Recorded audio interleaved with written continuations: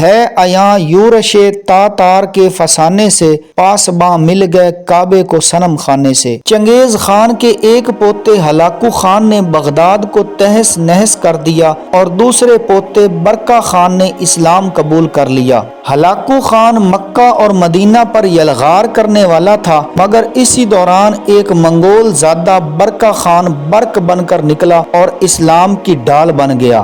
دوستو، اگر آپ لوگوں سے یہ سوال کیا جائے کہ ہماری دنیا کی تاریخ میں ابھی تک سب سے ظالم اور سب سے خطرناک سلطنت کون سی تھی، تو شاید بہت سارے لوگوں کا ایک ہی جواب ہوگا، اور وہ جواب ہوگا منگول سلطنت۔ اس بات میں کوئی شک نہیں کہ منگول جیسی خطرناک سلطنت ہماری دنیا کے انسانوں نے کبھی بھی نہیں دیکھی۔ منگول سلطنت کی بنیاد رکھنے والے چنگیز خان کو آج بھی تاریخ کے سب سے ظالم انسان کے طور پر یاد کیا جاتا ہے، جس نے اپنے دور کے لاکھوں انسانوں کو بڑی بے دردی کے ساتھ قتل کرتے ہوئے نہ صرف ان کی کھوپڑیوں سے بڑے اونچے اونچے مینار بنوائے، بلکہ ساتھ ہی ساتھ اپنے دور کے بہت سارے خوبصورت اور امیر شہروں کو بھی مٹی میں ملا دیا، اور اس طرح سے برباد کیا کہ دیکھنے والے کو ایسا محسوس ہوا کرتا تھا کہ جیسے یہاں پر کبھی کوئی شہر ہوا ہی نہیں کرتا تھا۔ چنگیز خان کی جب موت ہوئی تو دنیا کو لگا کہ شاید خطرناک ظلم و ستم کا یہ سیلاب بھی یہیں پر رک جائے گا،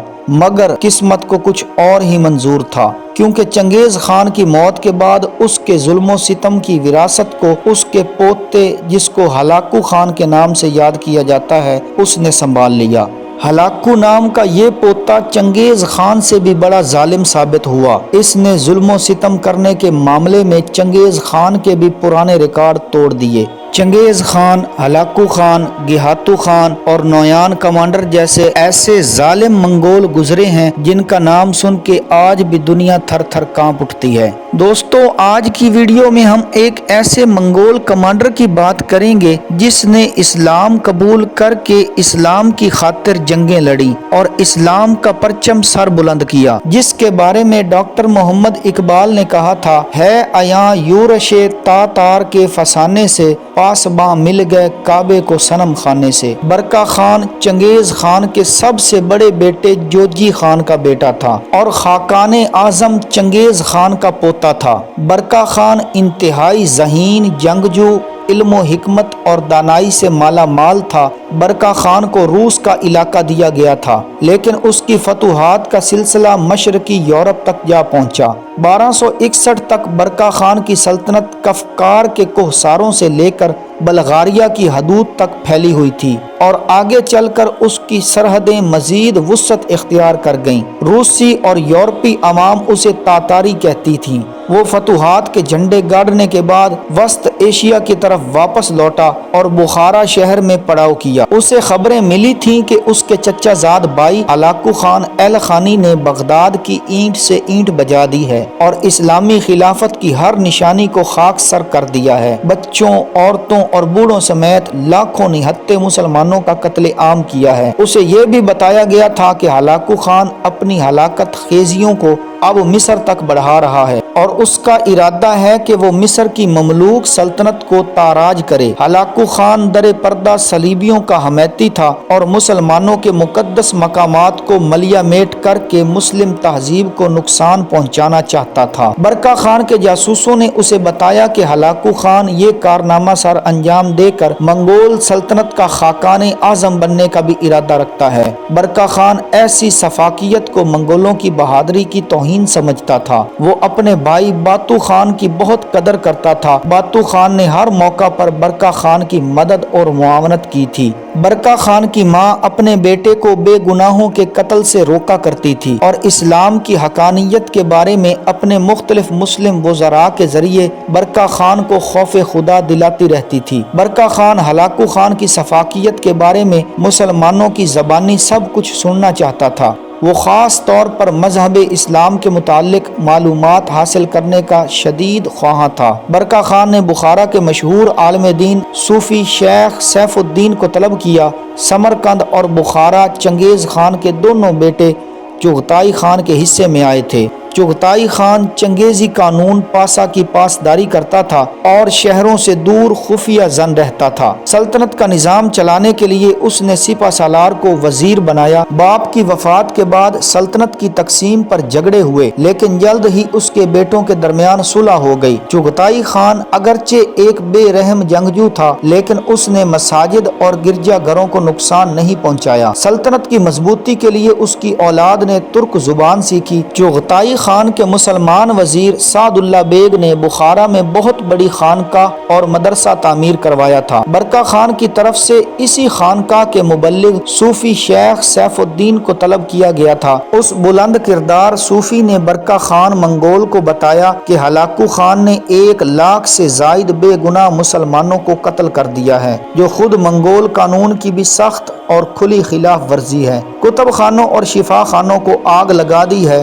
بغداد مکمل طور پر اجڑ چکا ہے اور مسلمان در بدر ہو چکے ہیں۔ پھر اس صوفی باعمل نے برقع خان پر اسلام کی تبلیغ شروع کی اور 3 دن تک دلائل دیتے رہے۔ بالآخر چنگیز خان کے پوتے اور جوجی خان کے بیٹے برقع خان نے 660 ہجری 1261 عیسوی میں اللہ اکبر کہا اور کلمہ طیبہ پڑھ کر اسلام کی دولت سے مالا مال ہو گیا۔ برقع خان کے قبول اسلام کے ساتھ ہی اس کے درجن بھر جرنیلوں اور ہزاروں منگول تاتاریوں نے بخارا کے اس صوفی کے ہاتھ پر بیعت کر کے اسلام قبول کر لیا۔ دوستو، برقع خان نے اسلام قبول کر کے مقدس مقامات مکہ المکرمہ اور مدینہ المنورہ کو دشمنوں سے محفوظ رکھنے کے لیے اپنے سگے چچا زاد بھائیوں کو مختلف جنگوں میں شکست فاش دی اور آخری سانس تک اسلام کی پاسبانی کرتا رہا۔ ہلاکو خان نئے خاقان اعظم کے لیے مجلس کرولتائی میں شرکت کے لیے وسط ایشیا روانہ ہو چکا تھا۔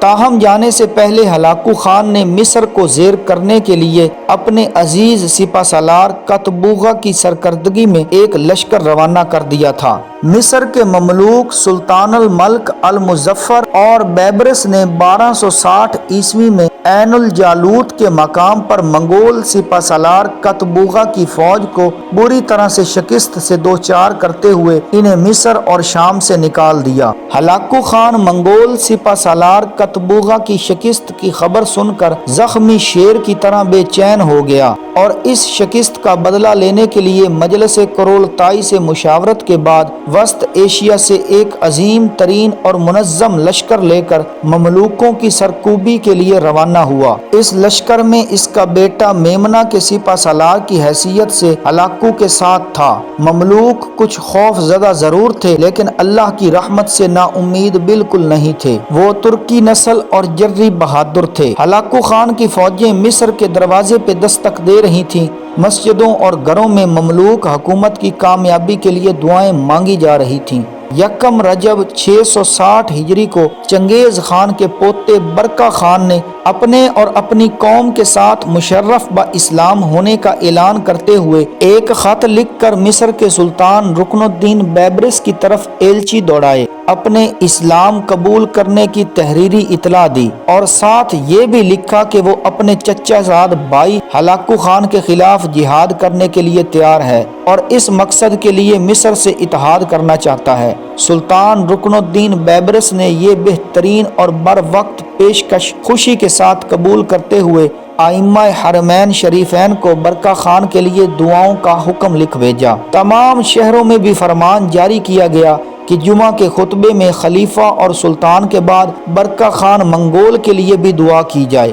برقع خان نے اپنے جاسوسوں سے حالات معلوم کر کے مصری سلطنت کی طرف دوبارہ ایلچی بھیجے اور لکھا کہ حوصلہ رکھیں، کمک پہنچ رہی ہے، اور ساتھ ہی برقع خان خود بھی طاقتور لشکر کے ہمراہ کفکار کے کوہساروں سے نمودار ہوا اور ہلاکو خان کے بیٹے کی فوج کو شکست فاش سے دوچار کر دیا۔ ہلاکو خان نے اس شکست کی اطلاعات ملنے پر بحیرہ خزر کی طرف سے کثیر فوج کے ہمراہ دریائے تیرک عبور کر کے برقع خان کی فوج کو وقتی طور پر پسپا کیا، مگر برقع خان کے بھتیجے نوگائی خان کے جوابی حملے میں ہلاکو خان کا لشکر درہم برہم ہو होकर पीछे हटते हुए दरियाए तिरिक तक आ गया। उस वक्त मौसम सरमा अरूज पर था। दरिया की सतह जो सख्त सर्दी से मुंजमद हो चुकी थी, लश्कर के बोझ से टूट गई और तातारियों की एक बड़ी तादाद डूब कर मर गई। हलाकू खान का एक बेटा भी मारा गया और वो खुद पसपा होकर बहीरा आज़रबाईजान के एक जजीरे में पनाह लेने पर मजबूर हो गया। इसके बाद हलाकू की एल खानी और बरका की जर्री खेल सल्तनतों में झड़पों का दायरा कार मशरिक तक फैल गया। हलाकू ने गर्जिस्तान और आर्मीनिया के नसरानी हलीफियों को साथ मिलाकर बरका खान की जर्री खेल की सरहदों पर हमले शुरू किए। जवाब में बरका ने कुछ रूसी इलाकों को अपनी सल्तनत का हिस्सा बनाकर फौज में भी रूसी जंगजू भर्ती किए और वस्त एशिया तक तसल्लुत हासिल कर लिया। समरकंद और बुखारा के मुसलमान जौक दर जौक उसकी फौज में शामिल होने लगे। इन दोनों सल्तनतों के माबैन मुसलसल झड़पें होती रहीं। बरका के सिपाही ईमानो ईकान से भरपूर थे, जबकि हलाकू की फौज के सामने खून रेजी के सिवा कोई हदफ न था। इसके सिपाही पस्त हिम्मत होकर मुंतशिर होने लगे। बहुत से तातारी बरका खान और बैबरिस के इत्तेहाद से खौफजदा हो चुके थे और बहुत से बरका खान के कबूल इस्लाम के बाद तौहीद की तरफ रागिब हो रहे थे।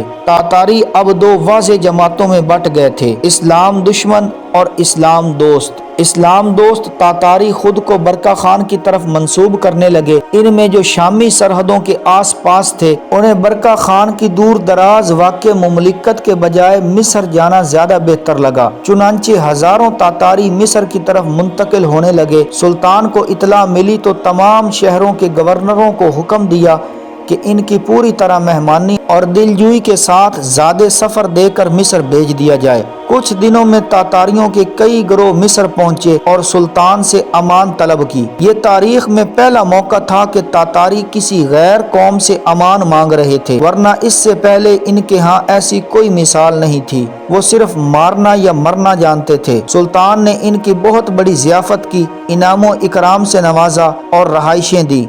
इनकी बड़ी तादाद मुशर्रफ ब इस्लाम हो गई।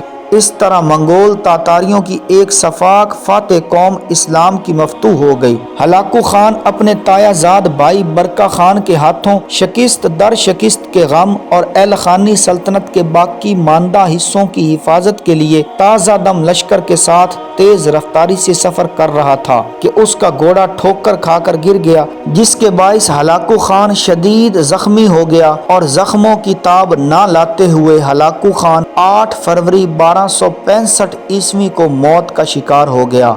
हलाकू खान की मौत के बाद उसके तीनों बेटे भी 1,70,000 मंगोल तातारियों के हमरा हजरत इब्राहिम अबूदी के हाथ पर बैत करके मुशर्रफ ब इस्लाम हुए। आगे चलकर इन मुसलमान तातारियों ने बड़े बड़े इस्लाम दुश्मन हुक्मरानों को ज़ेरो ज़बर कर दिया।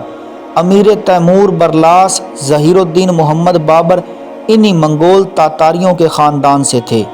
अल्लाह ताला बरका खान को जन्नतुल फिरदौस में आला मकाम अता फरमाए। दोस्तों, ये थी हमारी आज की वीडियो। इसी तरह की मालूमाती और तारीख़ी वाक़यात पर मबनी वीडियोज़ देखने के लिए हमारे चैनल को सब्सक्राइब कर दें और बेल आइकान के बटन को दबा दें ताकि हमारी आने वाली हर वीडियो आप तक बर वक्त पहुँचती रहे।